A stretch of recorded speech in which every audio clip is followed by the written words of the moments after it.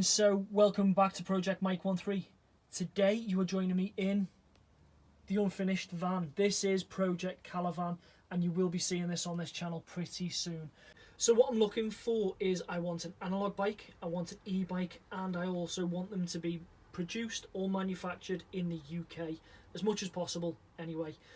So what I'm going to do is I've got my laptop fired up. I'm going to take a quick check to see what type of bikes are manufactured in the UK. To begin with, we have Orange Bikes. They provide e-bikes, they also provide analogue bikes. They do most of their manufacturing in the UK and they import some parts from outside of Europe. The big goal is that they manufacture mostly within the UK.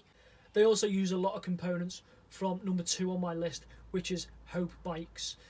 So taking a quick look at hopetechhb.com's website, they do have 2 bikes on there, an all-rounder and an enduro race bike. They don't have an e-bike unfortunately, but that's not a decision maker. Next on the list, white bikes. Now the reason why I've been put onto this is because I've seen a few people riding them, and also one of my heroes from my trials days, Chris Ackrig, has just taken up riding 4 white bikes as well. I'd love to be able to have a test ride of their bikes, which you can do. You can book a demo. Next on the list, Atherton bikes. They're a little bit out of my budget, I'd say. However, I do believe these are one of the better bikes. So, I mean, it might be worth me stretching my budget. Next on the list, we have Deviate Cycles. When I was an ambassador at the National Cycling Show, I actually got to chat to a good few of the guys that were working on the stand. They told me the backstory about the brand, and it actually really inspired me to do this video and to start with this project.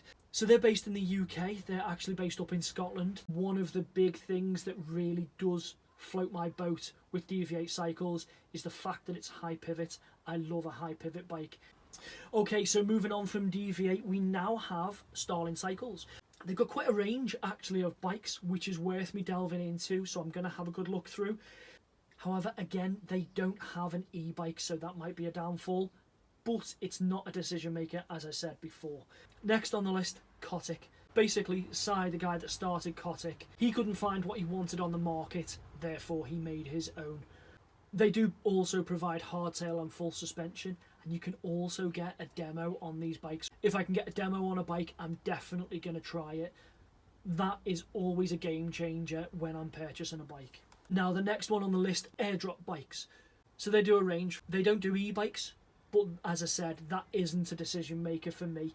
I love the style and design of some of the frames, but they do have a range of bikes, which is a bonus. Now, the last brand on the list, Stanton Bikes. Now, I do like this brand. I've seen a lot of their work recently, so they can provide hardtails and full suspension. One of the things that I can't do is get an e-bike from them, but again, it's not a decision maker yet. So it's definitely worth a look, Stanton Bikes. That's the last on the list, guys. Thank you very much for watching, and do me a favour, follow me back for more, because we're going to go into more detail on each and every one of these brands in the following videos. Thanks very much. Check all my other socials, Project Mike 13. Remember that, guys. I'm on YouTube, I'm on Facebook, I am on Instagram, but I hardly use it. Please jump back onto TikTok with me. So if you follow me on my other socials, there is a little bit of an Easter egg, a bit like a gamer.